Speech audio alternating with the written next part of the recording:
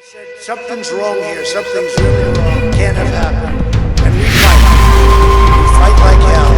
And if you don't fight like hell, you're not gonna have a country anymore. Our exciting adventures and boldest endeavors have not yet begun. My fellow Americans, for our good, for our children, and for our beloved country. And I say this, despite all the time, the best is yet to come. So we're going to walk down Pennsylvania Avenue. I love Pennsylvania. Welcome to American Voices, a short group of interviews that highlights the broad range of opinion in America and perspective, because we need to get back to being respectful. We need to have dialogue. We need to be listening to each other, even if we disagree, because we have to learn again that if we disagree, that we do it with dignity and that we remain friends as citizens rather than, God forbid, become enemies as political opponents. You will hear different perspectives on the same event and its aftermath. The now infamous events of January 6th and the violence on Capitol Hill. I had the pleasure of speaking with Mindy Robinson, who is a conservative activist who was present at the Trump rally and was also around the Capitol when things got out of hand. Not long after the interview, she was deplatformed from Twitter for reasons that remain very unclear. Jake Turks, an Orthodox Jewish journalist who was also around the Capitol as events unfolded, he brings a unique perspective that goes back through the 4 years as a White House correspondent during the Trump administration, with an inside view of those 4 years. I also had the opportunity to speak with Robbie Starbuck, a millennial Republican candidate for Congress in Tennessee, representing a new wave of conservative influences who are sick of the status quo on both sides of the political spectrum. But Robbie has actually been doing something about it. And finally, I spoke with Megan Van Hart, a liberal activist who immigrated to the U.S. from apartheid South Africa and works in mental health. She focuses on fostering dialogue between opposing parties. I've asked all of them the same basic questions. I challenge them on their responses. While some of the answers are to be expected, what is most interesting is how in reality, on so many of the important issues, they all agree, even if they express it in an entirely different fashion. Listen to these American voices, and you decide for yourself. Mindy, you were there. I mean, let's start off. You saw what happened. You were part of the crowd. Did you have any, when you were there, listening to the president and then marching towards the Capitol, was there any, okay, we're going to be getting in to the Capitol. We're going to, actually enter the Capitol. What was happening precisely in your own head and what you were watching unfold? I didn't want to wake up to 5 a.m. to catch Trump speak. I listened to it on Facebook and I kind of just made my way there. All the roads are blocked. It's a nightmare to get in. So I kind of came in the middle of it. And everyone was friendly, happy. If you didn't know the person next to you, you just start talking to them. Everything was upbeat. There was no one that was like, oh, we're going to get these people. No one even talked about getting inside. That wasn't really a goal. Our goal is to show Congress how many of us there are, that all these people believe the election is being stolen. And we just wanted to make a presence. No one talked of violence. No one did any of those things. And like I said, by the time I got to the Capitol, strangely, even though I don't think Trump was done speaking, people were inside and stuff like that. I'm like, that's okay. And people had taken over the scaffolding that was supposed to be Biden's inaugural thing, but it was, hanging flags, pretty simple Right. stuff, pretty tame stuff. And some of the patriots, they were like, I talked to that had gotten inside, they were like, the cops let us in. Like, they literally were like, yeah, come on. And they were nice. They did some photo ops and stuff like that. It really seems to be a small fraction of people that actually broke windows or tried to, and then just mess things up. It really was a fraction of the people that got in there and did that. I mean, there's videos where, Trump supporters are staying in their velvet robes and stuff like, just, bizarre things that they do, for the most part, abide by the law. We believe in it. And, Yes, Mindy. Look, I think, if people had entered the Capitol almost like tourists, they would have entered, it was easy to get in. Nobody was really making a big deal about people not getting in. I don't think we'd be facing the situation that we're facing. Unfortunately, watching the video that you and I have both watched, some of it, it's hard to watch. The police officer who was being squashed, the confrontations, the violence. Now, I understand. It was a small group of people. When you first saw some of the violence going on, I don't know. Did you actually see it while you were inside? I mean, I didn't get inside. Oh, you didn't get inside. Okay. No, I didn't. I was outside with everyone else. I mean, we were chanting, we were singing. It was like a regular rally. We'd heard that there was some incidents inside and stuff like that. We'd heard that the cops had shot a woman, and we were just in shock. Like, but we're unarmed. Like, we're not. There's a whole miscommunication thing, and you have to understand, if you got anywhere near the Capitol, they turned our cell phones off. We had no GPS, we had no data, we had no nothing. We couldn't talk to each other, we couldn't do anything. So we're just talking to each other, trying to get all the information we can about what's going on, and it's. I'm not happy about the people that broke windows and got in. That made us look bad. Were there instigators in the mix? For sure. You have a crowd. There are people that have no problem inciting a riot. They've already arrested one. I don't even know if they arrested him. They probably just talked to him, the BLM activist. Like, what was he doing there? What was he doing in the middle of everything if he wasn't trying to make things worse for people in general? And it sucks. It is really disappointing that the entire rally is going to be stained forever, by these people that did get inside and do stuff, and the bad things that did happen. Because for the most part, it wasn't. And I think most of America, I mean, I'm condemning it. I don't think people should have done those things. But as we speak, Antifa is still burning businesses and destroying things in Portland. They're out with shields and stuff in New York. And they've been doing that for 5 years. No one's condemning it. No one's doing anything. And it's super frustrating. We didn't burn anything down. We didn't do it wasn't even a fraction as bad as when BLM took over DC and did burn things down and destroy statues and stuff like that. You want to condemn something. No, Mindy, I hear you, and I totally am with you with regard to what has been happening in this country, in our cities, people's lives being destroyed, their businesses being destroyed. And it was often hard to get Democrats to just condemn it, automatically just condemn it and do the right thing. I totally am with you on that. I have reacted to that all the time. But, what happened in the Capitol, wasn't just a little bit of breaking windows. I mean, the video that we have seen, you and I, which has shocked the world basically, and many Republicans, as you know, who just could not believe that this could happen. I think, talking about Black Lives Matter and what they're all about, and, I'm with you on that. I'm totally with you. But, the people that were there were supposed to be the law and order people, the people who love the police, respect the police, adore the police. I mean, police officers were being beaten up. A police officer was murdered. I mean, you and I saw someone throwing something that resulted in the death of a police officer. So the real question is, I mean, that was horrible, and I think you and I both acknowledge that inexcusable, no excuse for it. Whatever happens with BLM and anybody else has nothing to do with, you may say, our side, Americans who love America, indulging in the behavior that went on inside, destruction of property, violent attacks, and so on.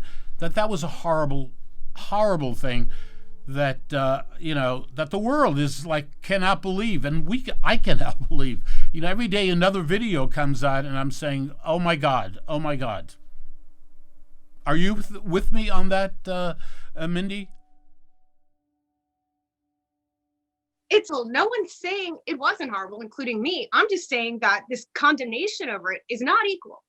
And if you want to look at the Capitol and say what happened is wrong, and I do, why aren't those same people saying what's happening in Portland right now, what happened all week, is also wrong? I think people are just confused. Like, yeah, that was wrong. That shouldn't happen. But it's been happening for 5 years with two other groups of people between Antifa and BLM. And they're not being labeled terrorists. They're not, there's an unfairness and a weirdness about it. And I think it was a setup for failure. I'm not happy those people did those things, but there were people that were let in. There was not enough security. I didn't think there was anywhere near enough security for some of these things. I'm seeing videos where they open the barriers and they wave them in. It was a setup for failure on both sides, and I'm not happy about it. Okay. I'm not happy with the way it went down at all. But I don't like the idea where I'm labeled a terrorist and we're all getting purged off every platform and suppressed and sounds just for existing. I didn't go in, but I'm off Facebook. Right. I got locked out. So there's something really weird where Antifa is almost encouraged, where you have congressmen that will pay their bail and do those things, and they should do more of this. And then when we condemn our bad actions, it's not enough. It's like they're just not getting enough from us. They want more. It's uneven. Mindy, and all I want is true equality. And this isn't equality that the way that it's happening in the way the news is presenting things. Mindy is right. There is a total double standard in this case. Almost every last Republican condemned the Capitol violence unequivocally. The Democrats were entirely silent every time radical leftists burned our cities down. But let's hear from Jake Turks, who was also there, and as a White House correspondent and someone who works in media, has a unique perspective to share. So thank you very much, Dove, and thank you for doing this. It's interesting to me because, I grew up knowing you and knowing of your work, and sort of, I'm ashamed to admit, I thought you were a bit of an alarmist, and then to see that so much of what you've been railing against is actually happening in real time shows how prophetic of a vision you've had, and how wrong people had been for doubting you. So thank you for all the work you've done, and may God keep giving you strength and energy, but may you not have to do the kind of work that you've Thank you.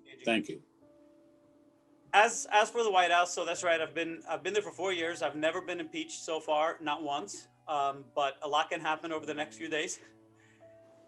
So I was at the rally, I was at the Capitol, and it's interesting because a lot of times when you're watching something unfold, it's hard to grasp the magnitude of what's happening while it's happening for a number of reasons. First of all, the Capitol itself is very, very big, and it's impossible to be everywhere at once. So there are a lot of things that I didn't see playing out while it was playing out. It wasn't until a little later in the day that I realized that this was more than just a rally that had a few dozen violent people who let their base instincts get the better of them. This was something that could have very well led to something unprecedented in the history of our country. Even that evening, we were hearing comparisons to the War of 1812 when the British destroyed the U.S. Capitol in 1814. And yes, as you said, as more time goes by, we're finding out information that just keeps getting more and more shocking. But one thing that I've learned covering Trump for the past 4 years and being in media for the past decade is that just because more information comes out doesn't mean that all that new information is necessarily accurate. Doesn't mean that it's inaccurate. It could just be hyperbole. It could be selective reporting. And at the end of the day, media's objective is to get eyeballs glued to the screens and to increase viewership and their social media imprint. So things will always appear bigger through the media lens, perhaps, than how it actually was. And people should continue taking things with a grain of salt. Indeed, not everything is as it seems, even if you were right there at the event. Notice that both Mindy and Jake said they only found out things got violent later on, as their immediate surroundings were rather peaceful. But many others, like myself, were watching at home, live in real time, and the images were quite horrifying. As a conservative voice who was running for Congress in Tennessee, Robbie Starbuck considered going to D.C. that fateful day, but decided against it as he didn't like what he was seeing out of some dark corners of the internet. Yeah, I'm totally with you on this. It's really grown more perplexing as time went on. But on the day of, I kind of saw it coming. I had told people locally who had asked me, "Hey, should I go?" I said, "Definitely not with kids." I just don't. I feel like there's a lot of it's kind of like a powder keg. You get all that energy bundled up together, and sometimes that means bad things will happen. But as time's gone on, and we've seen that it seemed like there was no resistance to these people getting in, really. That's what concerned me, just from a national security perspective. No matter what party you're aligned with, it should not be that easy to get into the Capitol. And I can't imagine that the way that everything went down is what their security plan was. If it is, then we have some really big problems, because we just told, Iran that they can send in, some rogue terrorists and be able to get into our Capitol really easily. And that should be incredibly concerning to us, on its face, number one. But in terms of the day of, I was watching the speech just like you. And as it went on, I had seen the energy of different events that had happened that day. Not so much the crowd Trump was speaking to, but there were other events that day in DC. And I had seen videos of some of those crowds, and they were a lot more rowdy and a lot more, I guess, angry than you could say Trump's crowd was. And so initially when I heard, we're going to march to the Capitol, I thought that was a bad idea. I thought, some of these other people that are really angry in these other groups, that could turn out really poorly. What we found out since, though, is before he said that, it was 20 minutes before he finished his speech, they were already storming into the Capitol. So I'm not sure who incited that. And I think that's the question we're going to be looking for answers to as time goes on, is what was the thing that incited it? Who was the person or the leader that was pushing this? Because Trump was still speaking when it happened. Interesting. Look, I think as the days go by, we are going to learn much more. There's no question about what you said. The police were not prepared. That is so obvious. And you're right. I mean, imagine, our enemies overseas attempting something like this, realizing how easy it is to get into the Capitol, for God's sake. I mean, the havoc that could have been caused by others is beyond imagination. But at the end of the day, look, we'll find out more. But from what we are already observing, we're talking now about hundreds of people who were violent on one level or another, some more than others, and the destruction within the Capitol, all of it, was an absolute disaster. There's no question about it. It's not just a disaster in terms of the Republican Party, etc. It's for America. I mean, the image of America throughout the world, the headlines. I mean, imagine every newspaper in the world, every television station in the world focused on what was happening in our capital, the greatest country on the face of the earth, the greatest democracy ever, period. Not perfect. No one is perfect. Nothing is perfect. And this can happen in America. So, wow, crazy. I think that the last really 18 months has shaken the image of America that so many of us had, and the reality of America, because, I grew up with a family that came from Cuba and was raised with the appreciation for what America stood for the freedoms that, we all sort of united to protect. And I'm not sure over the last 18 months that we've united to protect anything. and certainly not our core values as Americans. We can't even agree on them anymore. You look at just what's happening in the last 10 days, with the spirit of freedom of expression and a free exchange of ideas. And you see that really the sad thing that day on the Capitol represented, it wasn't, like you said, just a bad day for the Republican Party. It was a bad day for America because it made very clear how deep our divisions are. And it's not going away. Just it's over and people are going to get arrested and they should get arrested. But that's not the end of this. That anger that resulted in all that is still beyond simmering at this point, and it's all over the country. I speak to crowds on a regular basis, and that anger, I hear about it on a regular basis. And it may be in those people that I hear from doesn't result in storming a Capitol, but that anger is there and they feel like they're not heard. They feel like they are essentially living in two different countries, that where they live, if they're in a red area, is very different than the world if they go and they travel to a city controlled by Democrats. And that's not the way that America should be. Many are asking that very question. What is America about? Megan Van Hart, who immigrated to the United States from apartheid South Africa, knows a thing or two about freedom, and she was at work in the mental health field as she learned of the dreadful news.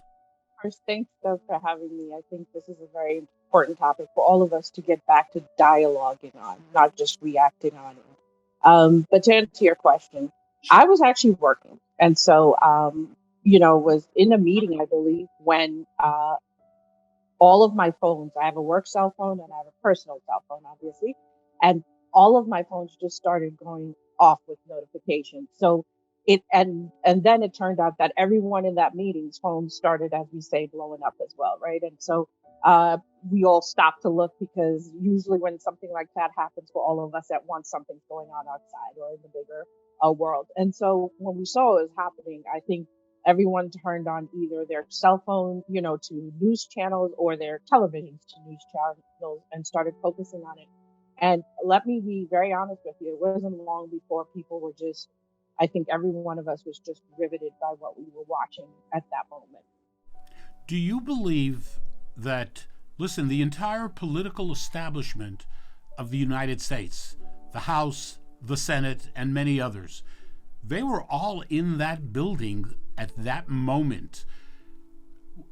Having watched the scenes of mayhem and violence, if they had met Nancy Pelosi in the hallway as they were charging in, or other members of the Congress that they target, do you think they would have used violence against those people? I mean, you have no doubt if they had bumped into Nancy Pelosi or AOC or Tlaib or Omar or some of these other people, that they would have physically assaulted those people, and God knows what. Yes, and here's why. I believe there's a report coming out of the news media, sort of the traditional news media. I think it's the Post, but also the Daily News, are reporting that one of the congresswomen that makes up the squad, I think it's Rep. Presley, was saying that her panic button was removed from her office slightly before the doors were opened by either the Capitol Police or other members of Congress. I think AOC, right, Representative AOC, I'll be using her initials in the shorthand as she's known. She also stated that she was in chambers and had an interaction where she felt or she was being physically threatened, and it could have gone either way. My thing is this: let's take away members of Congress, right, and let's look at the actions of some of the Capitol police officers who did their job, even though it does look, and I will say this as my personal opinion, I believe that orders were given from their leadership to stand down, right, in some ways, because they opened up gates in some places. We've got clear video footage of that. There's also tons of video footage, showing that the officers were getting ready to do what they would normally respond to, or behave in a way they would normally respond, when other officers came over, basically indicating, or you see them go on their radios, indicating that somebody's saying stand down, right?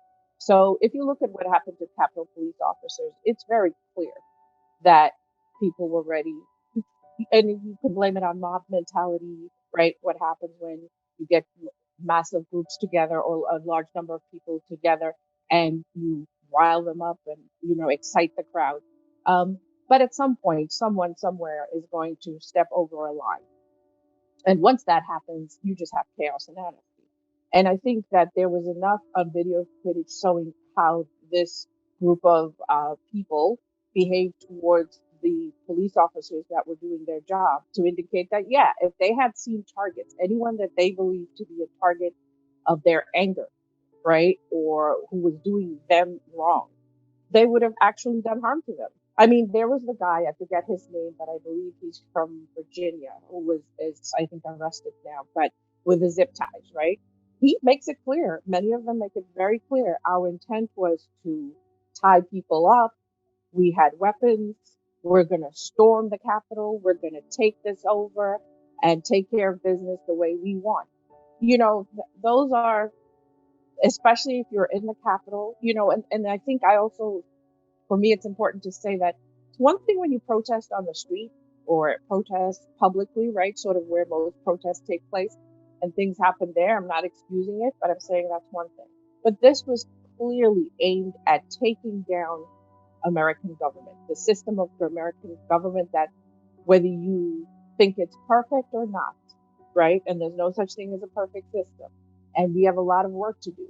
But this is still a system that for many people, especially many people who come from other countries or come from other types of realities, that this is still a beacon.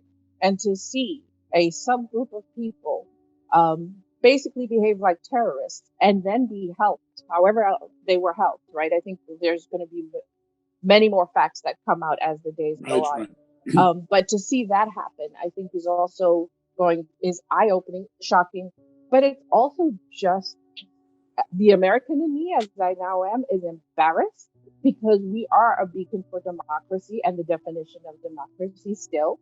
We claim it, we've owned it, we've acted on it. People haven't always agreed with us, right? And we've paid a price for when they don't agree with us. But we've still been, by and large, viewed as that. And now this is what we're dealing with. So I think for us as Americans, there's a lot of questions we have to do that separates out where we differ from ideological standpoints and where we're starting to cross the line into incitement and becoming literally, where we're supporting domestic terrorism. Clearly, no sane person is okay with what happened at the Capitol, regardless of political affiliation. But who is to blame for what happened? Is it all Trump's fault? So when we left the speech, the impression that I had from the people was not that they were riled up, and it was not that they were looking to smash things. I think a lot of it was, we're finding out that there were people who had shown up to Washington with some kind of a mission, but it's not clear how well prepared they were and how serious how much planning they had actually put into it. I think to a big extent it was just mob mentality and people who were already all amped up, just going along with the mob. The speech itself, if you look at the wording of the speech, the speech itself was not necessarily anything out of character for many of the other Trump speeches. In fact, you could cherry pick parts where he talks about fighting like hell. You could also cherry pick parts where he says we're going to go down to the Capitol for a peaceful protest. So he said a little bit of everything at the speech, and I guess in the ensuing impeachment hearings, we're going to hear each party only cherry pick the sides that present their case. But at the end of the day, and let's go back a little bit to the Bridgegate scandal with Chris Christie, and a lot of people at the time were asking, why was Bridgegate such a big deal? Why did people assume that would destroy Christie's entire political career? And the answer that what I realized at the time was that sometimes there's someone who engages in certain behavior, but you can't pin him on any one thing, because each little thing in and of itself is not necessarily enough for people to take it seriously. And so there was a lot of behavior that Christie as governor had been engaging in that just didn't put it over the top, that people could isolate it as the one single thing that explained all of his problems. And then Bridgegate sort of was a way of summing up like everything that people who didn't like the way Christie was acting as governor into a single hashtagable short little sentence. And what we see over here is people have been using the word Nazis in conjunction with Trump and the violent. Can you get a little closer to the mic? A little closer. For the past 4 years, people had been charging Trump with fomenting violence and encouraging anti-Semitism and all that. And yet they were not really able to pinpoint anything specific from his presidency that they were able to uphold as, you see, this is what we've been talking about all this time.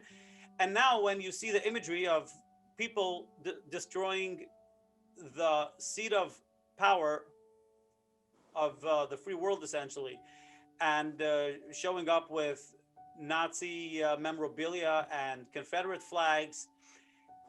And this gave people the opportunity to say, you see, this is what we've been warning you was going to happen all this time. And so to hold that up as some kind of a summation of what the past 4 years had been building up towards.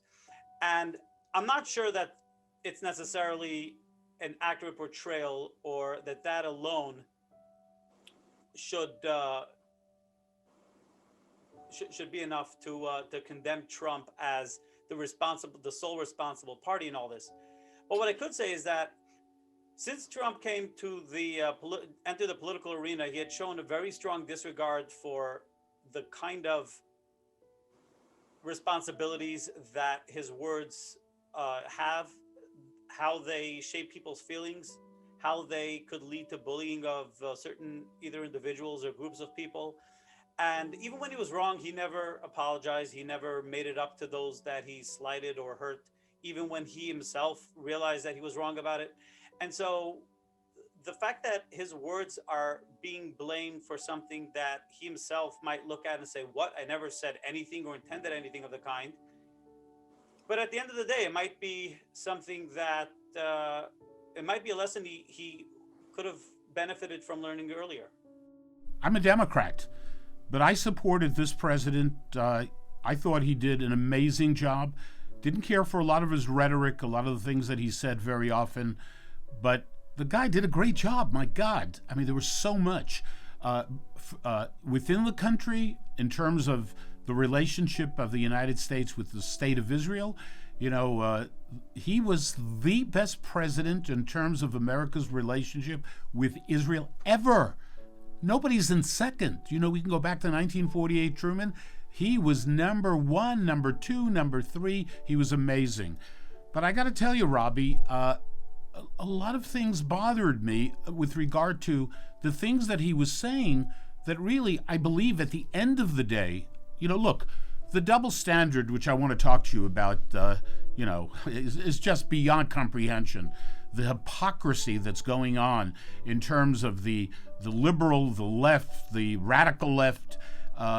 You and I watched what was going on in our cities for months and months. People's lives destroyed. You know, owners of establishments, you know, we're talking about small business people whose businesses were completely destroyed. People killed, people injured, total destruction all over the country. And you and I know it was hard to get Democrats to say anything, for God's sake.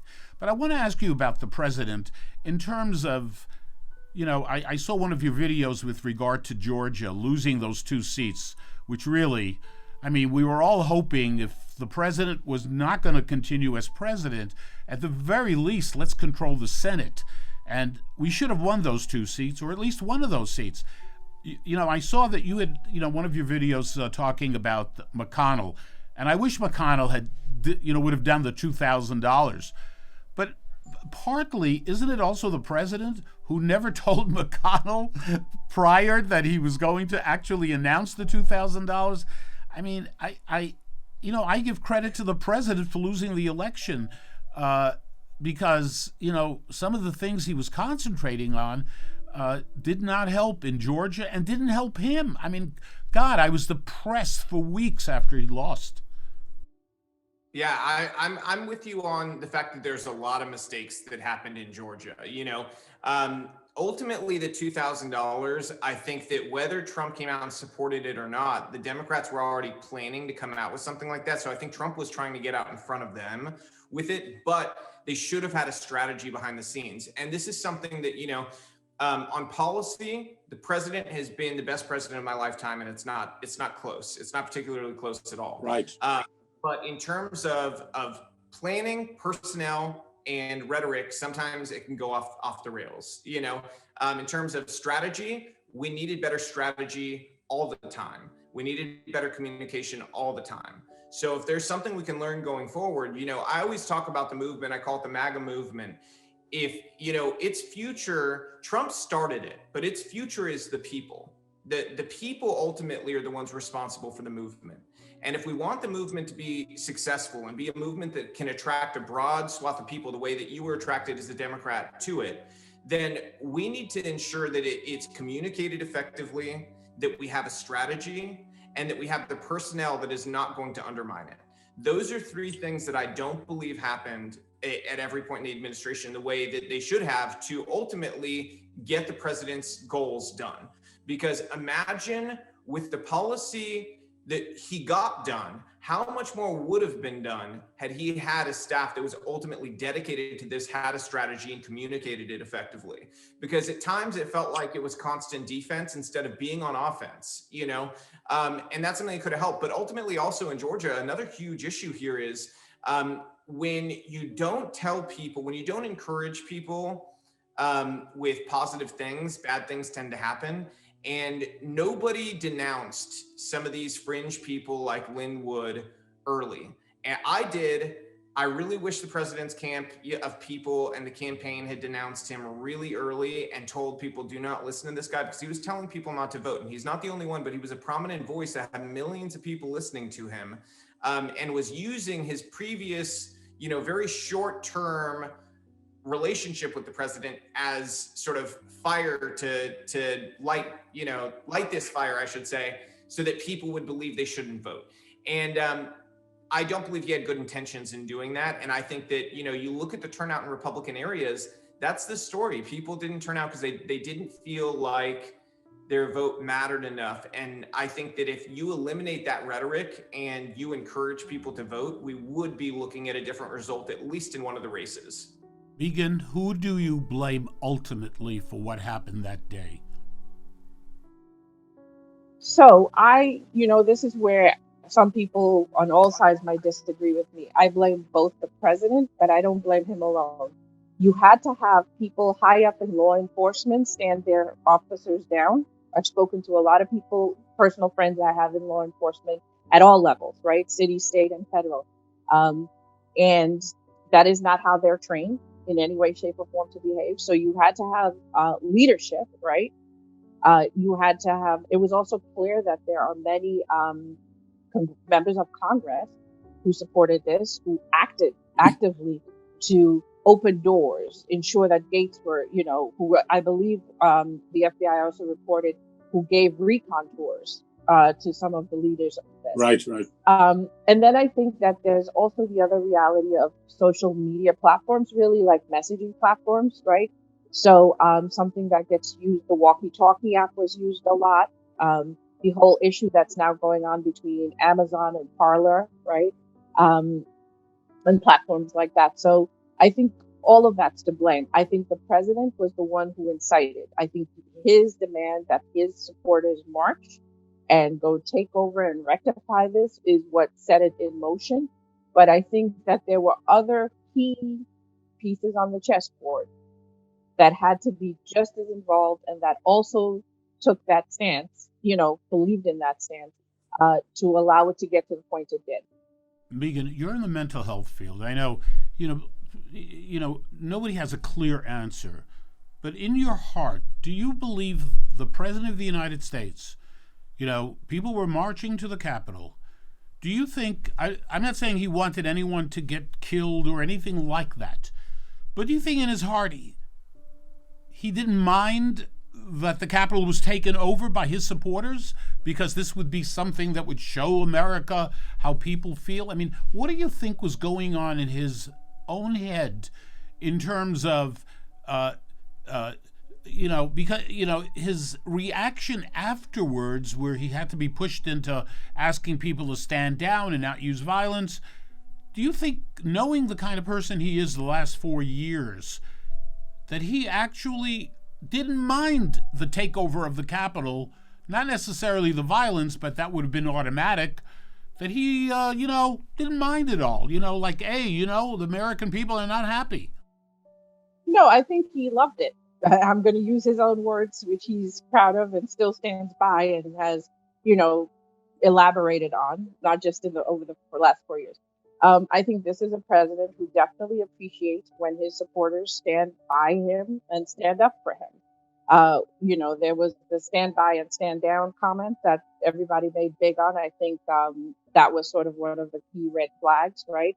Right. Anyone who talks about stand by and stand down, there's a very particular lingo you're using. So there was that comment that happened way before this, right? I think, but all of these build up to where we got to, I think, to the events of the 6th. And I think he loves it. I think because this is a man who believes that that's people who love him, who support him, showing their support.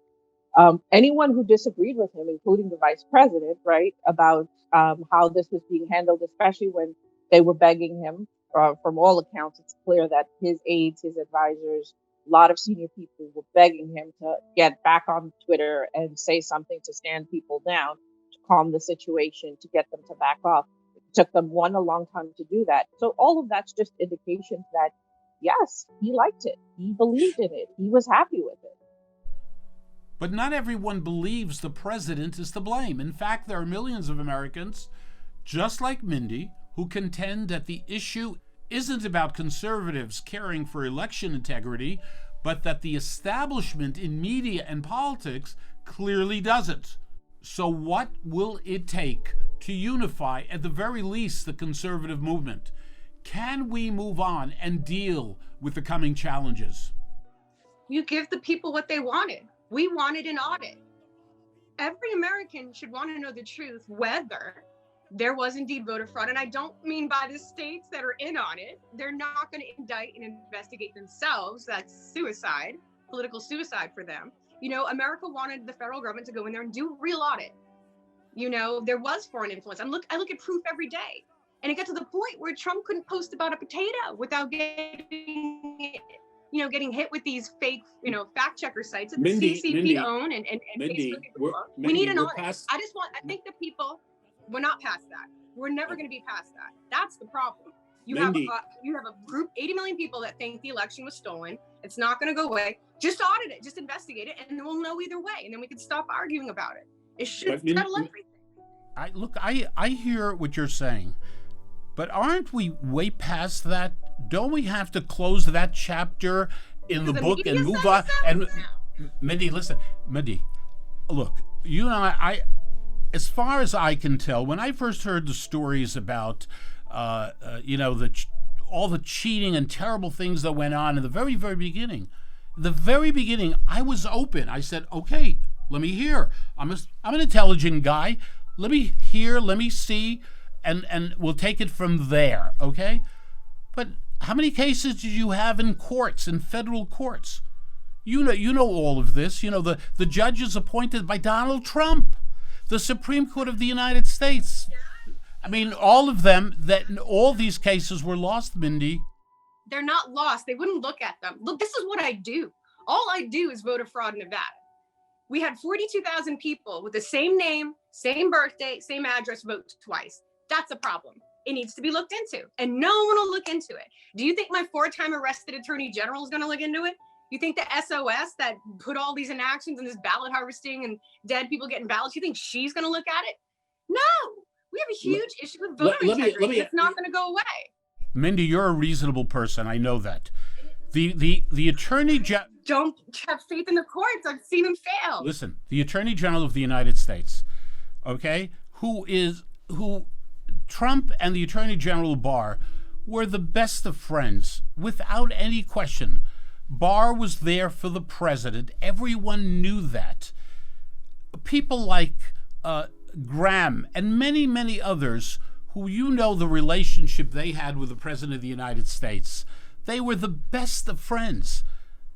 When the Attorney General of the United States, Barr, publicly states that there is nothing that he said, he did not say that it was perfect. He didn't say that everything was just perfect.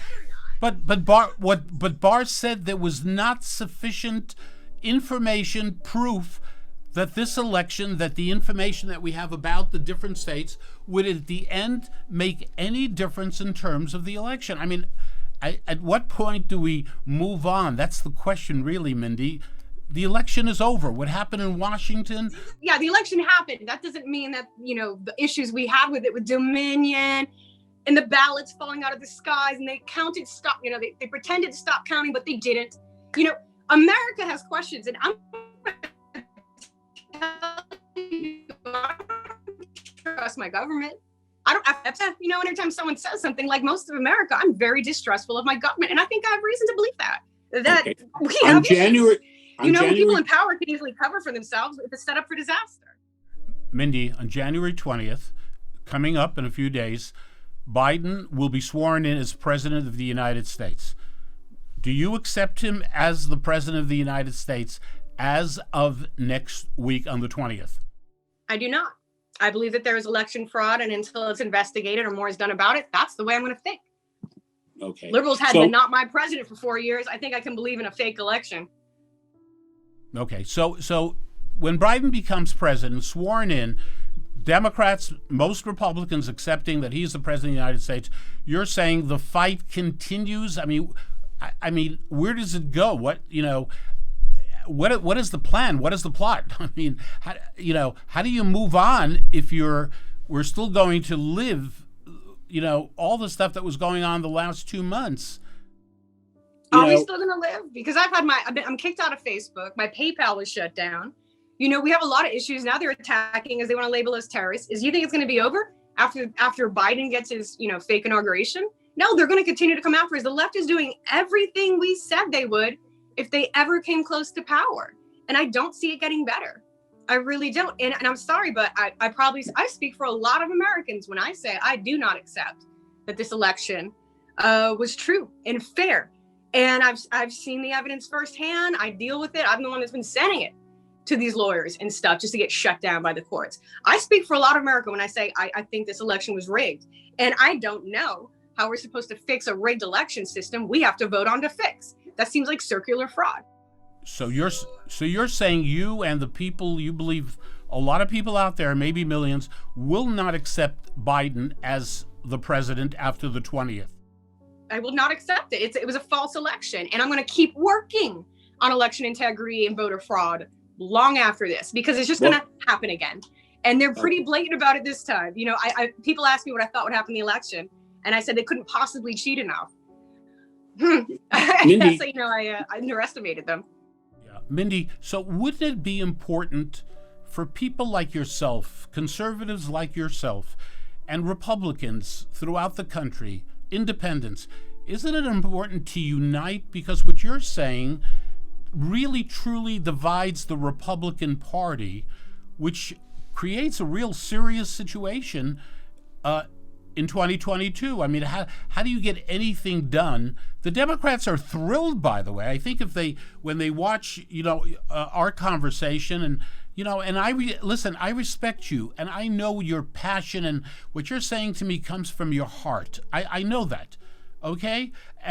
But it really, I'm concerned when I hear what you're saying, because, we need to move on, and we need to unite, and we need to fight the battles that are out there. Like you said, they're shutting you down. They're going to shut me down. They're going to shut down Ben Shapiro. They're going to shut down everybody. That's why we have to unite. Don't you? Isn't that important that we? I think we are. I think we are united as Americans. Now, I don't consider myself a Republican anymore. I haven't after what they did to me in my state. I think America had witnessed a gutless GOP. They said they would do things, then they turned their back and didn't. I mean, the whole Loeffler thing, just saying, oh, there's fraud, but now I don't want to work on it because of something else. There's something seriously wrong with the GOP. There is a huge disconnect, I believe, between the conservative people and the establishment. And I don't think the establishment has even come close to going to bat for us or President Trump or any of the people that they truly believe in us as a republic. So, I mean, I started the Patriot Party for a reason. I want to return to the Constitution. I want my rights back for everybody. I'm tired of being given $600 of my own money so that they can give millions to foreign countries so they can money launder it and get it back. Right. Let me ask you a question. Yeah. I respect your right to have your point of view. Do you feel the same way about fellow Republicans, that they feel differently than you and you can accept that they have a right to their point of view and respect that point of view? I mean, you don't think, what would be the motivation of someone like former Attorney General Barr or Senator Graham, the best friend to the president? What could be their motivation? It's called corruption. I think you're giving too much credit to some of these politicians. Really, I think the people need to return to power and get rid of politicians. We need term limits. And let's keep it real. The establishment wasn't going to push term limits or give themselves less power or give themselves pay cuts or stop giving money overseas. Oh my God, why won't they stop? So you want to give it? I think the people are united, and I think we're united against the Democrats and the GOP, and we're going to clean it up. Listen, Mindy, I want to continue talking to you, and I hear you, and I'm being honest with you, straightforward, because I love this country. I happen to be a Democrat, but very conservative, always have supported Republicans or people that I thought were best, supported Donald Trump, wanted him to win, did everything I could as an individual to make that happen. He did great things for America, a great friend of the people of Israel, really got it internationally. I mean, I think he was a really great president, but he lost the election. He didn't lose the election. Oh my God. Do you understand? It's not just me. It's not just other conservatives. Non-political people I talk to are like, my God, what just happened?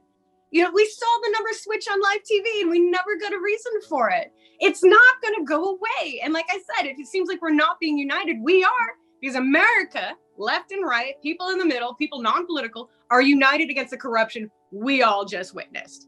And Mindy, I think Democrats, when they watch this video, they're going to be thrilled. They will be so happy. I've never seen them happy, so maybe it'll be a first. Anyway, Mindy, I appreciate. Look, you feel the way you do, and no one has a right to tell you don't feel that way. I disagree with you. I disagree. Yeah.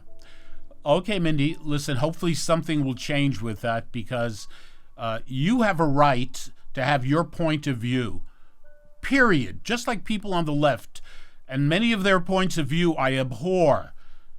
The anti-Semitism on the left, I abhor.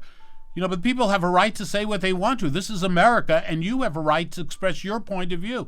And there's nothing that you have said here, even though it hurts me because it will divide our country, but you have a right exactly to everything that you said, period. A day after I interviewed Mindy, her verified Twitter account was suspended. The reasons remain unclear. What is obvious is that she represents a lot of Americans, and whether we agree with all of their views or not, silencing them will never accomplish anything good. If a post is problematic, Twitter and Facebook can forcibly delete it. There's no need for wholesale shutting down of voices. It's unacceptable. But for those who don't want to focus on litigating the election, where to from here? As for the infighting, people have a very short attention span, but an even shorter memory span. And that is after the 2012 election, when people really believed that Mitt Romney was going to unseat Barack Obama. And when Romney failed to do so, but not only failed to do so, but Obama outperformed the polls significantly. And we saw a growing Obama coalition. We saw Hispanics and African American numbers growing. We saw the number of old white men, traditionally Republican voters, declining. The younger generation were voting predominantly Democratic. It seemed that the Republican Party was going to be a permanent minority party, and then somehow they got this guy Donald Trump as their nominee in 2016, and there was no way in the world that anybody would even give him a more than 2% chance of being able to defeat the Clinton machine and the $2 billion that they had amassed. And somehow he pulled it off. And when he pulled it off, the infighting within the Democratic Party was legendary. And people said, well, this is it for the Democrats. They're going to be relegated to permanent minority party status. And here we are today, to the point that Trump came within a few thousand votes in a few states that he could have won. He could have very easily not only won the election, but retained the majorities in, well, definitely in the Senate. So what we're seeing here is people in politics, pundits, like to get themselves swept up in the moment, and they know that this is something that sells very well. The audiences love it. Every day is historic for some reason. Everything is the biggest or worst ever for some reason. And the fights are going to be worse than we ever remember until next week's fights. So what's happening within the Republican Party is what typically happens in politics, only it's amplified a little bit more because we're in the we're in this era of time where everything is just bigger and more flamboyant. Jake, I love your approach. I have to ingest it. You know, it's a good way to look at things. Let me ask you, as the Biden administration unfolds, and we know many of the choices for some of the most important positions in his administration, what is your reaction in terms of, it doesn't seem like the Tlaibs, Omars, AOCs, and the rest of the progressive extreme left, it doesn't seem like they've done too well at the present moment in terms of the choices, be it Attorney General, be it Secretary of State, and so on and so forth. How do you see that? Are you in any way like, you know, Biden he's not going to be Trump, that's for sure, on many different levels, but in terms of the things that we care about, is it possible that Biden is more moderate than any of us thought? Well, look, just from the cabinet picks alone, we see Biden is going out of his way to work with what was perceived as having worked for the Obama administration. Nearly all of his top picks had been active in the Obama administration, and he's just going with what's safe and what's moderate and what, in his party's opinion, has worked in the past. The Tlaibs, I'm not even sure that they were making a play at getting into the administration as much as they're trying to win additional seats in Congress. I think that is what their game plan is. And I don't think, as disappointed as some of them have been outwardly, I don't think that was at all their game plan. Jake is right. The sky is not falling, at least not tomorrow or the day after. So I asked Robbie, as a young conservative voice who, as a proud descendant of Cuban immigrants, is redefining what it means to be a Republican in 2021. What will it take to get the party back on course for the midterm elections in 2022? I'll be running for Congress. And it's important to me, I think, number one, very top line item is restore people's faith in elections. That's the number one thing I have heard from people is, well, who cares about 2022? Our votes don't matter, because since November, I mean, that's the constant thing that people have heard, and nobody's told people that hey, we have the majorities in the legislatures, and the legislatures make the laws about elections. So we have the majorities in legislature in Pennsylvania, in Michigan, in Wisconsin, in Georgia, in Arizona. We can have those legislators now fix any holes that there were in the election. They have time now to look at that, examine it, and see what holes were there. How do we fix this? And I think, you look at what happened with COVID. It's some of the mail issues is my main concern, and I think that they need to plug those holes and ensure that we have systems that are never connected to the internet, because I think that's something a lot of people are concerned about. So even if there's no issue there, the concern is an issue, and you need Americans to trust our elections. So that's top line item. But in terms of unity, there's some really serious issues. And the truth is, and a lot of people don't want to say this, but the unity is not coming right now.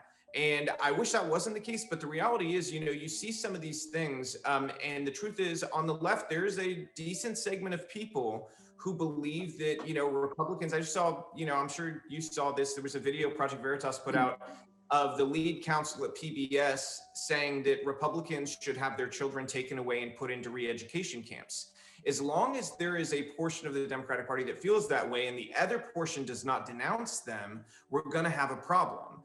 I think one of the keys to unity is that good people need to denounce things that are wrong, no matter if it's people on their side or the other side. That's something I've tried to do, is hold people on our own side accountable when they act like lunatics, which is what I did with Lynn Wood. I told people, look, this guy is off his rocker.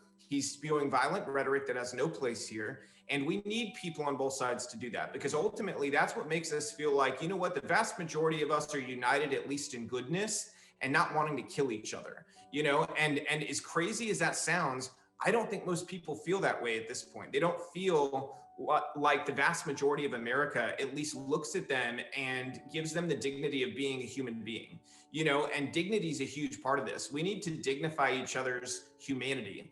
That wasn't going to happen over these last 4 years with the way they treated President Trump.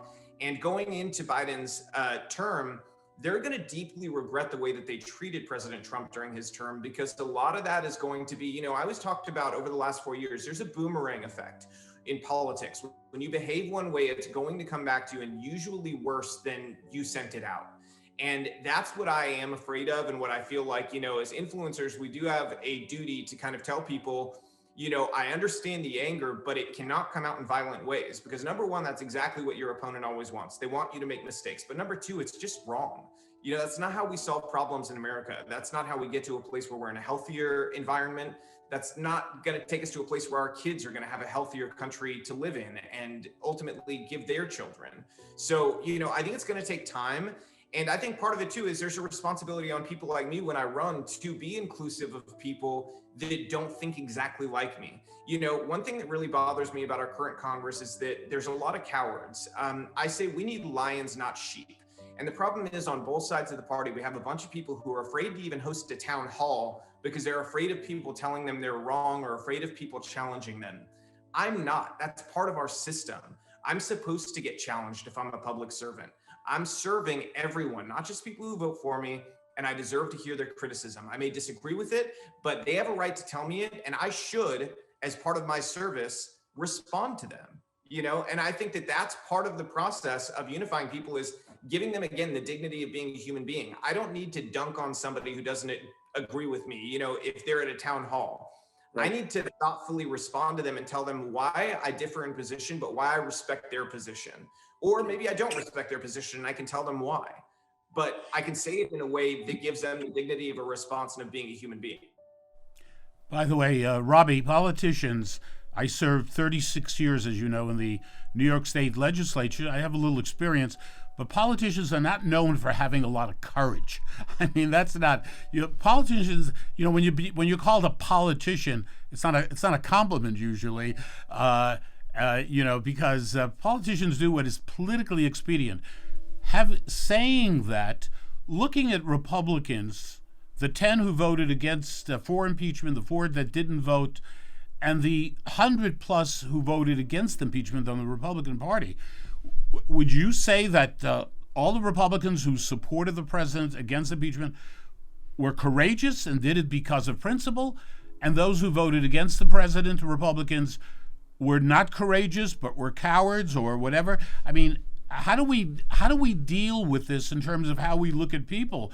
Because some people who voted for impeachment may have truly done it endangering their political future. No politician wants to endanger their future.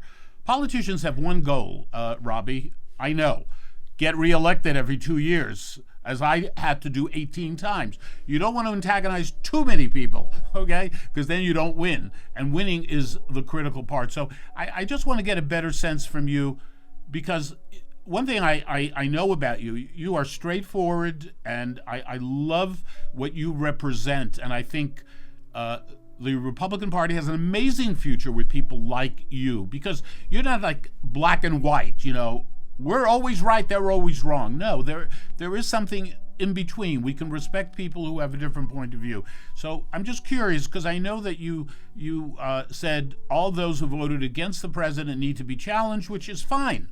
But I'm just trying to understand, where is the courage? The ones who just went along with the president, or the ones who actually said, look, I got to deal with this. I can't live with this. So like you said, it's not totally black and white. Here's my view on it. I think that for a lot of people who voted against it, I think that there's a lot of it that's just political expediency. They know their electorate. They know that they don't stand a chance at re-election if they vote for impeachment. Because it's no secret, there's a bunch of people in Congress who don't like the president. So there's a good number who voted against impeachment that wish they could have voted for it. Now, on the side of the people who voted for it, in terms of courage, you could use the word courage for, say, maybe Rice, Rep. Rice. He's in a district where, he's almost assured to lose his seat over his vote. Right. But in terms of what type of, is it courage that I personally respect? To be honest with you, I think it's a play, his own political play.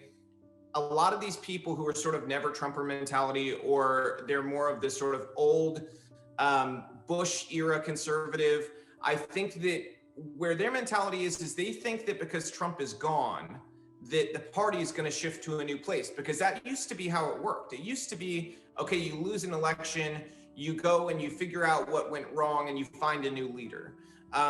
This is a very different election, because your electorate doesn't feel like he lost. And that's fundamentally not going to change. I mean, we see the polls. Axios had a poll today that said 91% of Trump voters still stick with him, and that's a mainstream poll. And we know how off those have been against the president. So the fact that it's saying that in sort of a positive light for him should raise some eyebrows in DC, because, that base is going to stick with him. And I think that for a lot of those politicians who voted for impeachment, it's sort of a miscalculation that maybe they could fill the void, and they think that they could bring in that sort of era of politics where they can say, I'm a compassionate conservative, but in reality, they roll over for everybody all the time. I think that the base is done with rolling over. They saw what rolling over got them with John McCain and with Mitt Romney, and it was losing. And effectively, over time, you're just handing over pieces of your culture and of your values and of our society to a group of people who consistently degrade it. And so, people are going to want fighters that stick with our side and that are somewhat loyal to a degree. I mean, unless somebody does something egregious, you don't see the Democrats really break away from each other that often. They pretty much have each other's backs to very, very small degrees of difference there. But on the Republican side, we have a lot more backstabbing. And I think that needs to stop, and we need to handle our problems internally and also understand our electorate, because ultimately we need to serve the people who vote for the party. And that populist sort of MAGA movement is what the voters want. And so to a degree, you have to also think about that when you're a representative. And I don't think that the ones who voted for impeachment thought about that, because just on a constitutional basis, I'll tell you this: if it was a Democrat president, I can tell you as a representative, if it was a Democrat president who went and did a speech and that happened at the Capitol, I would not vote for impeachment on the principle of the fact that what he said in the speech was not impeachable. That Right. in itself is not incitement to a riot. If it went to, or to sedition, if it was, I would think very hard about the vote, and I would do what we were constitutionally obligated to do. But I don't feel like it rose to that level, and that's just Right. that's a legal determination. So if that was Joe Biden gave that speech, I would say the same thing for him. You're not using your brain if you vote for impeachment for it, because it's just you have to deal in facts, and it's not a fact to me, a clear fact that what he did rose to that level. My final question, Robbie, we know, excuse me, the media in America, we know that the media is overwhelmingly liberal, and that's not going to change. We fight an uphill battle. You, me, Donald Trump, everyone. That's the reality.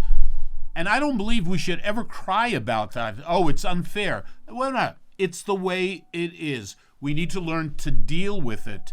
And we see the onslaught. You had someone on CNN last night refer to 72 million people who voted for Donald Trump. He called them all, I believe he called them Nazis and other horrible things. Can you imagine? And where's the reaction? Did you see any great reaction this morning? No, of course not. I mean, Schwarzenegger talks about Kristallnacht. This one talks about Goebbels, about Hitler in terms of the president. We're not going to get a fair shake. You're in the media. You're out there. You're talking to people all the time. How do we overcome? I mean, we just have Twitter and Facebook. They decide to get rid of X number of people. We're just making you disappear. Period. End of the story. Go, and there's nothing you can do about it. How do we deal with that problem in the coming days, weeks, and years? You're absolutely right that we can't cry about it. We can't cry about it. What we have to do is learn our lesson. Learn the lesson. These people hate you, and they will do anything to silence you, okay? And that's just the fact of it. And so what do you have to do? You can't cry for a spot at their table. Make your own table. And so we do need to do that to a degree. Have our own media institutions. Build them up. That's what's going to change things, is having our own alternative ecosystem.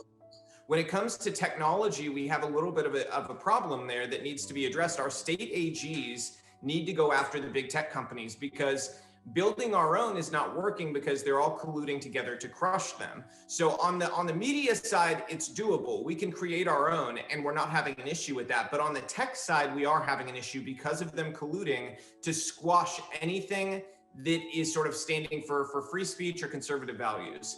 That's something state AGs are going to have to take on. I know that Texas's AG just filed a case today, or opened an investigation today against them.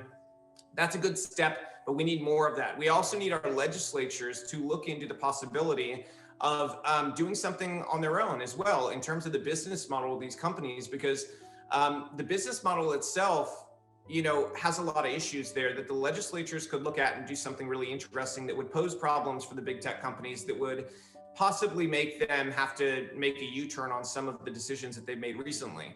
So we need to do that, because it's not coming from the Biden administration. They're not going to do anything to solve this problem. So we need to disabuse ourselves of any notion the Democrats are going to come and do something to restore the idea of free expression online. That's not going to happen. So we need to build our own, and we need to use our power on a state level to make it happen. So that's going to be another thing that myself and a lot of my friends are going to put a lot of energy into, is reaching out to those AGs, doing everything we can to get them the facts, help them understand the problems. Because ultimately, another problem we have is we do have sort of an old base of politicians in both parties, and they don't all understand all of the problems in technology.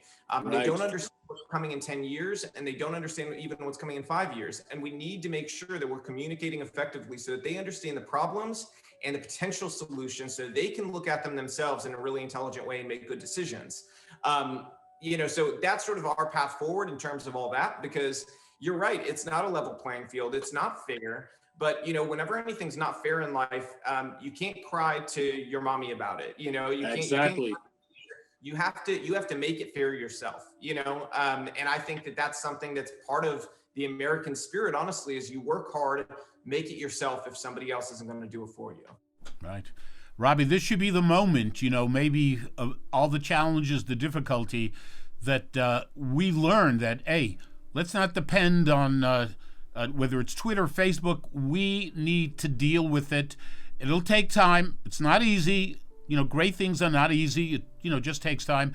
But now's the time to work towards that and not depend on anyone. Robbie, it is such a pleasure to talk to you. And I want to continue this dialogue with you because, you and I, your family, Cuban Americans, my family, my mother went to Auschwitz in 1944, imagine. She went to Auschwitz. Her mother and members of her family went straight to the gas chambers the day they arrived in 1944. And they came to this country, my mother, my father, and this is the greatest country on the face of the earth. And we love this country, and we need to hang in and do whatever needs to be done to keep America great. Robbie, thank you so much for your time. Thank you. You're absolutely right. This country's worth fighting for. Thank you. All the best, Robbie. Thank you. Ironically, both sides are claiming the other engages in double standards. But in the Capitol's case, the condemnation was wall-to-wall and instantaneous. Violence is repugnant. That's an easy condemnation. But it has been years now, with 2020 being one of the worst, where violence was not only not condemned by Democrats, but cheered on and even supported by leading members of Congress. So I asked Megan, as a liberal Democrat, how she sees it. Let me speak this way about it. And obviously I don't represent everyone else, but I think that from the conversations I've had, I can feel secure enough to say what I'm saying. There is a huge difference between people who ideologically did not, or based on issues they are concerned about or passionate about, did not vote for Biden, does not agree with Democrats, right? Versus what we saw on the 6th. That was an attempted coup. As someone who comes from South Africa originally, so the continent of Africa, where we understand coups, that was an attempted coup. Congress was in session. They were making decisions, or they were certifying the Electoral College votes, right? And so to go in with a clear mission, as many of these, what I call domestic terrorists have stated, right, was to interrupt that process, to tie people up. So some of them, actually a good number of them, are, especially the ones being identified by the FBI, had weapons with them. So you weren't going there to protest. I think there was a protest, what we would consider a protest by Trump supporters and Republicans earlier. And then there was a text message from, or not a text, but a tweet from the president talking about march down, Pennsylvania Avenue and go to Capitol, right? I make and I think many other Democrats and other people who are sort of view themselves as just in the middle, right? There's a clear distinction here. What happened at the Capitol was not a protest. That was armed insurrection. I view those people as terrorists, and I think what's upsetting, there's anger on all sides. And I think, it's funny to hear those supporters of the president say that, they're protecting democracy. You urinated in offices, you spread feces, you attacked police officers. And this is from a party or from supporters who've made it very clear that they are pro-police, right? That they are the party, or they represent the notion of law and order. And yet the minute you acted in a way that you felt was comfortable, it didn't become about that. So I think for me, there's a difference about the division that exists in this country about political ideology and platform issues and what happened on the 6th. Because I think we're dealing with a particular group of people who are not most Americans. There were a lot of people who are Republican or who consider themselves conservative on multiple issues and vote that way, who crossed over to the Democratic side as well, just as there were Democrats who voted for Trump. But the thing is that is, I think, one conversation to have as to how the country moves forward and finds its footing about dialoguing with each other about difference versus how we deal with domestic terrorism.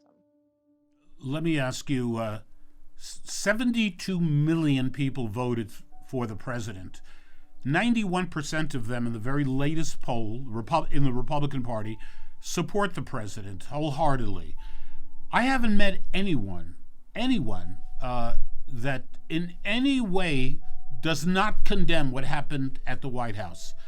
But it seems that the media and many people, political people on CNN last night, Lemon, literally called anyone who voted for Donald Trump a Nazi, among other things, for God's sake. That includes me, right? Calling me a Nazi because I voted for Donald Trump. The rhetoric that is coming out, in other words, on the other side now, in terms of, some people talk of unity, and that has to happen. I don't know if it will, but it has to happen. We have to agree to disagree. Like you and I, we love each other, but we don't agree on many things, but we respect our differences, and we talk about our differences, and we argue about our differences. But unfortunately, on the left, you have this blanket brush of painting millions of people, tens of millions of people. If you voted for Donald Trump, then you are evil. That's not acceptable. That's not healthy. That's not America. Yes and no, right? And here's where my no is coming from, or where I would say I see where they come from, even though I don't 100% agree with it. I made the comments before when we started the conversation about I know there are people who voted for Donald Trump on platform issues. I don't agree with it, right? But that's your choice. That's what this country is about. You vote for who you feel represents what you believe in the most. I also know plenty of those people who voted for him who support the Republican Party, but do not in any way, shape, or form condone what happened on the 6th.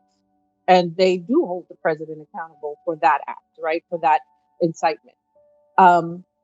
What I think is happening now, where we have a lot of work to do, right, is we have to tone down rhetoric, correct? But it's more than that. I think this country, the 6th was a mirror, right? It's like a mirror for ourselves, about ourselves. So all of these events, started way before the 6th, right? It started pre-election with the rhetoric that was happening there, and it's just steadily continued, gotten worse, gotten stronger. And I think that for the left, or for people who are making the same blanket, casting the same blanket sort of aspersions on the other side, on Republicans who voted for Trump and support Trump, are coming from the position of, how do you not see this as being treasonous, right? What happened on the 6th, it fulfills the definitions, the very definitions the U.S. has for sedition, insurrection, treason, etc. So that's back to where we are. I think that in this country, we have gotten so far away from talking, right, and understanding that you can agree to disagree, right? And that if you really want people to see where you're coming from, that sometimes just yelling at each other is not the best way to do that. However, there's also been enough that for people who are in the, strong on either what's called the left or who are Democrats, feel is that there are some things that have happened that people in the Republican Party, right, or Trump supporters have just uh, cast a wide brush over as if it didn't matter. And yet that is un-American. That does not speak to what the American ideal is, what we've learned. I think there's a lot of things that America, right, all of us need to deal with. One of that is we need civics classes back, because I don't think a lot of people understand what some statements are in the Constitution, what they really say. I think there's been some, everybody talks about their rights and it's my right to do this. Your rights extend as far as it touches someone else or impacts somebody else. And so, I think we need to get back to some of those basic lessons of government 101. What is the Constitution? What do things actually mean? Not just what you think it means in like 5 words, right? I think we need to understand and maybe encourage civics lessons again. I also think I've also been watching, as the conversations about the use of Nazism, Holocaust, you know, and I think even that stuff has gotten all conflated, which I do think is something that we see under this particular president, right? So, for example, you've seen Trump, you saw it on Capitol Hill. There was a guy who had a T-shirt that was incredibly offensive, right? Referencing, sort of indicating being part of Camp Auschwitz, right, in a favorable manner. You've seen in Germany where there's been, protests by the far right where they are holding the Confederate flag, right? So this uniting, and South Africa is no different. Our own far right parties have come to the U.S. and have had talks with far right parties here to sort of coalesce the messaging and to push their agenda forward. But I think that it is going to be important for all of us to recognize that the group that supported what happened on the 6th, I think that in the Republican Party right now, there's terror, right? There's this mass terror because you now have Democrats coming into power, number one, and the Senate is now 50-50, right, with the VP Right. looking at Democrats. So that changes things. But I also think that, there's a sort of a bated breath, which no one will admit to publicly necessarily to other Democrats, but I've heard it talk about it in conservative circles amongst Republicans, et cetera, where they're concerned about what the Democrats are going to do to get back at them, right? But also there's a massive, and I think they're just at a loss within the party itself as to what do you do with the fact that much of America, while 72 million Americans voted for the president, many more voted for Biden. But there are many Americans who view what happened on the attack on the Capitol as a domestic terrorism attack, right? Or domestic being perpetrated by domestic terrorists. So from that perspective, I think for a lot of people, it's like, no, right? The U.S. does not negotiate with terrorists, domestic or otherwise. And so I think that's also where some of the evil branding comes from and this notion. So I think that for the Republican Party, right, or for people who are conservative and are fine with that, right, and still will remain conservative, is you also have a problem that I know throughout this last 4 years was constantly thrown at the Democrats, right? So the Democrats were constantly being told, you have to deal with your left. You have to deal with your left. They're getting more extreme. Well, right back at you, right? It's like now you're going to have to deal with your right, because no matter what you say about the left or the Democrats, they did not attack one of the institutions of American democracy.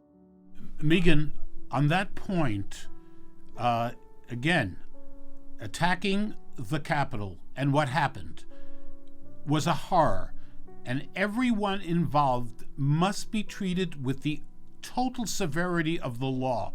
No question about it. No discussion of that. It was an absolute horror. I get that.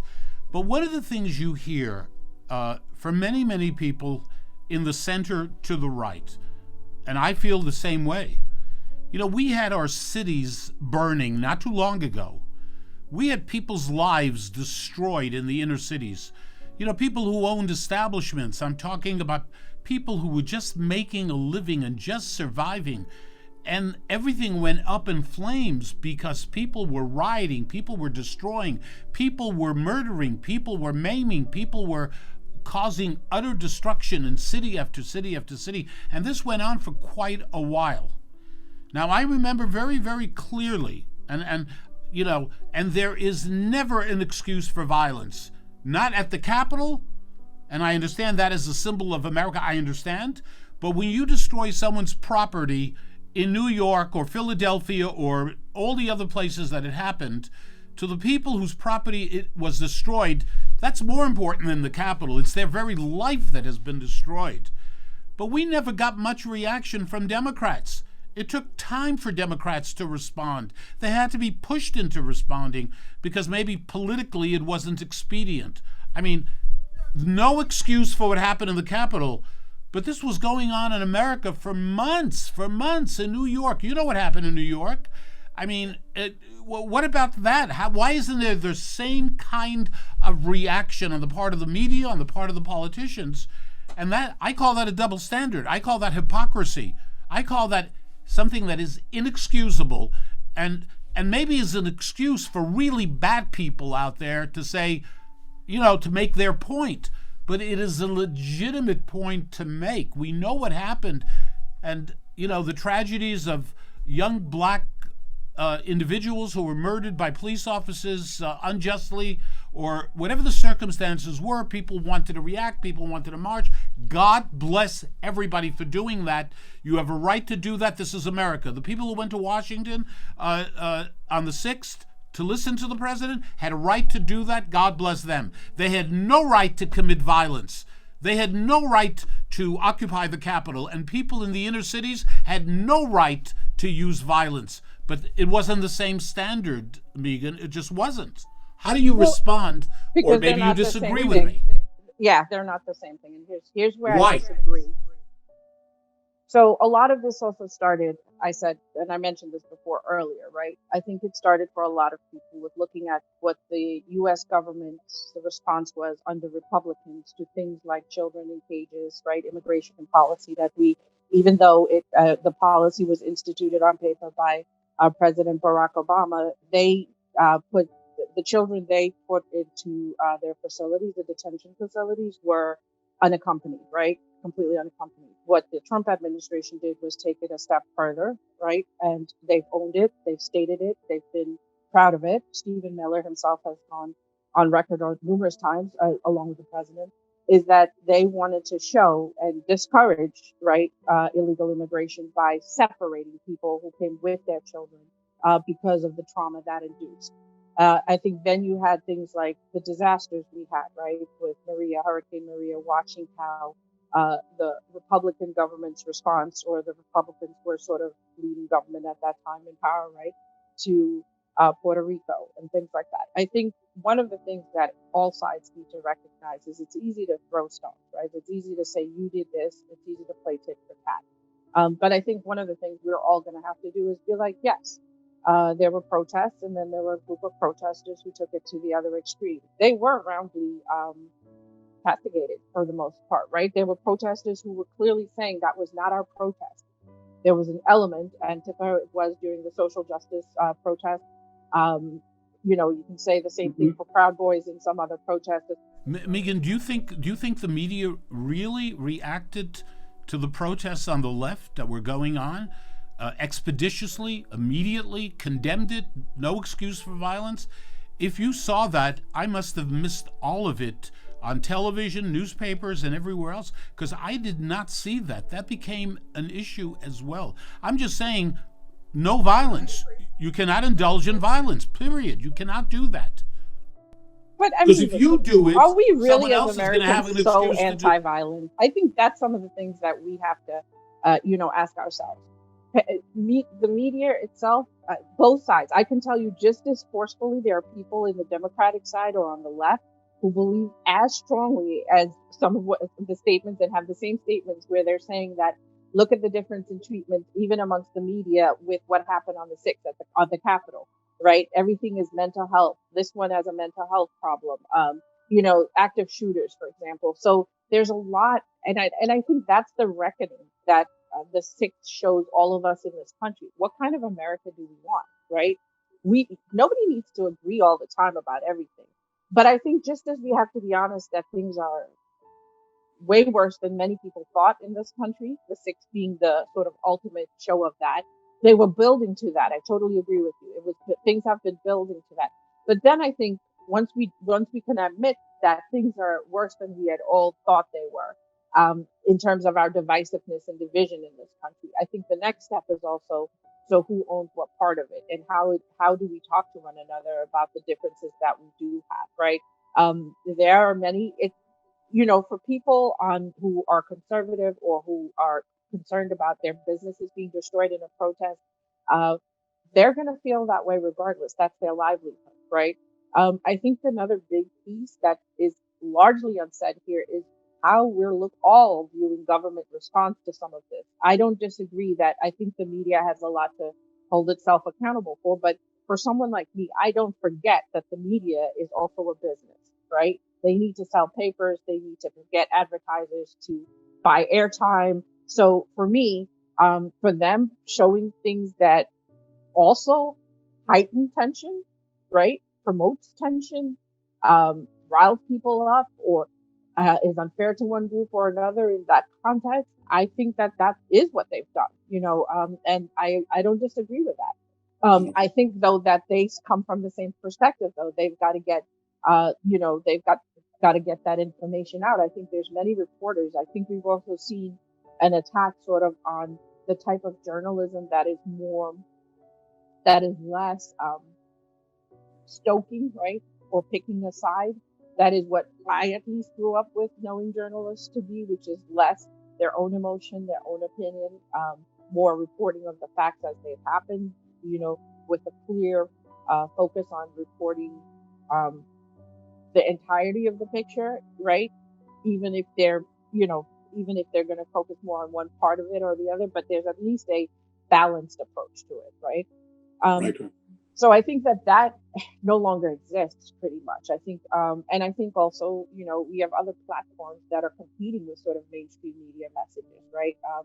You have messaging apps that are getting out videos to their groups of people a lot more effectively, a lot faster.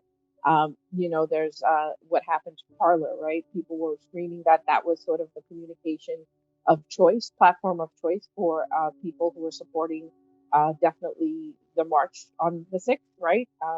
And now they're surprised because there's archives that were created and are being forwarded to the FBI so that they're being identified and there's nothing they can do about it, right? So I think that there's just a lot of reckoning where all of us have to really decide what certain things mean. I think we have to really ask ourselves some very foundational questions about democracy. What does freedom of the press mean, right? What does it mean to dissent in this country? How do you dissent? And I think it's also okay to say we're not going to agree on everything, and nor should we, right? If you feel wronged, there are many people who feel wronged about many things, right? And they're going to continue to feel that way because for a large part, they feel that at the bare minimum, they've not been heard. And I think we have to really do a lot to get people to feel like they're being heard again at the bare minimum. There's a lot of conversation now in New York City about, sort of who gets what relief, right? Related to the pandemic. There's conversations about how much vaccination dosages are being released to, or amounts are being released to cities or states, right? And what that impacts on in terms of how many people can get vaccinated. So I just think that there are some things that we have to get back on board as a country, not as a side, right? So not as a political party, and decide that certain things we agree that it doesn't matter what the politics or what the political party is that's in charge, that this just has to get handled. Megan, that's a great dream. I know. I don't know if I am totally not optimistic. I think we need to work towards that. We need to do our best. There are people on the extreme right, people on the extreme left. Those people we will never convince. We will never be successful with them because they're not interested in the facts that, their facts are always correct. They know better than anyone else. That's people on the extreme right, extreme left. But, I'm really concerned about the future, in terms of the divisiveness in this country. I mean, as I said, 91% of people in the Republican Party, Donald Trump is their guy, period. And they're not moving on. They're not saying, okay, he did his job, he did good, but you know what? We'll give someone else an opportunity in the future. So and the Democratic Party, I got to tell you, look, we'll see what happens with Biden, and some of the people that he's picked for his administration are definitely more moderate than I expected, and I'm happy with that. But hey, listen, we shall see very, very soon. But it is very unhealthy when this country is so divided that it can lead to the tragedy of what happened in Washington. The people who participated in the violence, they are hoodlums. They are hoodlums of the worst kind. But the fact that it could happen should scare the daylights out of the rest of us in terms of how did we get there? And again, it's so easy to blame one person. It's all Donald Trump. That's not the answer. Does Donald Trump deserve responsibility? Yes, absolutely. Are other people responsible as well on the left? Absolutely. And I don't know. We need more people like yourself. You and I having conversations for years and talking, and like I said, disagreeing very, very strongly, but respecting each other, knowing that we're both coming from a good place, that we both deeply care. And I'm just afraid that people are just, I'm not seeing it at this point. I was hoping more that both sides would recognize we are Americans, and this country is the greatest country on the face of the earth. Not perfect, far from perfect. But then again, I don't know any country that's perfect or close. I don't know any country where people want to get into the country from everywhere. This is the only country that everybody wants to come to because it's so bad. it's so unfair, we discriminate, and how come they want to come here? They should be going somewhere else, but they want to come here. But you know why? Because this country, as imperfect as it is, still offers more than any other place on the face of the earth. And I think, Dov, I will say this, right? I remain hopeful, but from a practical standpoint, because of this. Most of us are actually in the middle, right? Most of us lean this way, lean that way. And, when we get into sort of deep, passionate conversations, we can double down on things. I agree with that. But I think for the most part, most Americans are somewhere in the middle, leaning this way or leaning that way, depending on the issue. And that's really who I'm concerned about. Let me be very clear. Extremists, terrorists, yes, it's already, there's quite enough research, there's enough to show that it's very difficult to change their opinions. And the work that's involved in that has to happen on a one-on-one basis, and it's extensive. It takes years. It doesn't take a few months. I'm concerned about everybody in the middle, right? Because that is who you can still have a conversation with, as in dialogue with, right? That is who, if they listen to each other and start to understand where certain concerns are coming from, you can find ways to resolve them, or at least ways to make people understand that it might not be coming from that, for the other side, it's not coming from that place, or that's not the role. But that does take people in the middle being willing to show personal courage, I'll call it, right? Into saying, in having conversations you normally wouldn't. I think I understand why people double down. I think last Thanksgiving, right, for example, there was a lot made, and in the mental health field, we pushed out a lot of messaging, about how to have conversations with your family, knowing that Thanksgiving and family dynamics, and especially politics, with where the country was at, the potential for that. But the thing is that I think we should all also recognize that there's going to be times and moments where we have to stand up for what we've said and what we need to say, or what we need. And and have honest conversations about that, but not the type where it's screaming matches. Because I think we've seen enough of the sort of divisiveness, right? The extreme notion of the way I can communicate is through these divisive means. I know the memes and the things on Facebook and Instagram and TikTok and all of that. They're funny, so people like them. People feel like, but they also have an impact on others, right? But it's hard to change that as well. But I think where we start with is just to recognize that we're in trouble as a country. I think you've just said this also, and that if we really don't want to keep going down this path, we all need to recognize that there's something that needs to be done. And it's maybe not the extremes that are going to do it. It's going to be the average person, sitting, either listening to us, agreeing or disagreeing, but at least listening, right? And trying to say, okay, how can I be a part of this conversation? Look, Megan, the overwhelming majority of people in this country are really in the center, whether it's center right, center left, center, overwhelmingly. You know what the problem is? The people making the noise are the people on the right, extreme right, left. They're the ones that are getting the attention, because the louder you yell, you think you're accomplishing something and you're making a lot of noise.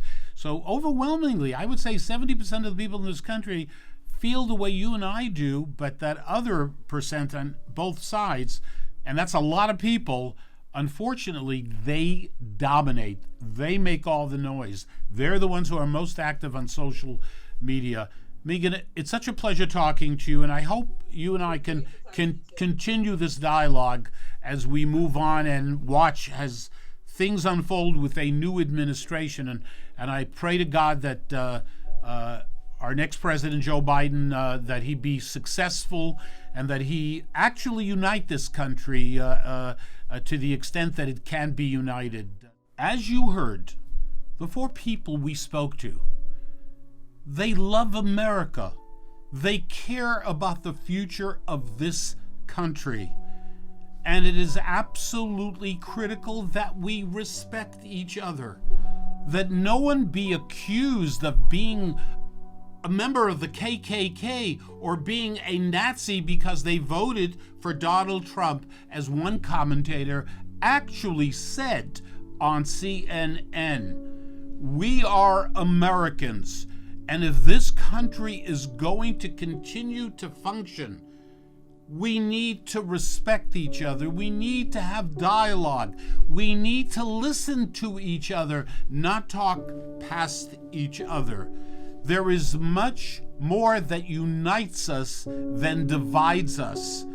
So respect, listening, trying to work together on those issues that we can work together is absolutely critical for the future of America. Silencing people so we don't hear their voices is not going to work at the end of the day. We need to listen to everyone and try to figure out where we went wrong and to try to come together for the sake of the future of the greatest country on the face of the earth, the United States of America. We need to not agree on everything. That's not necessary, but we need to listen to each other. We need to have dialogue, and we need to show respect for those who have different points of view than the ones that we have.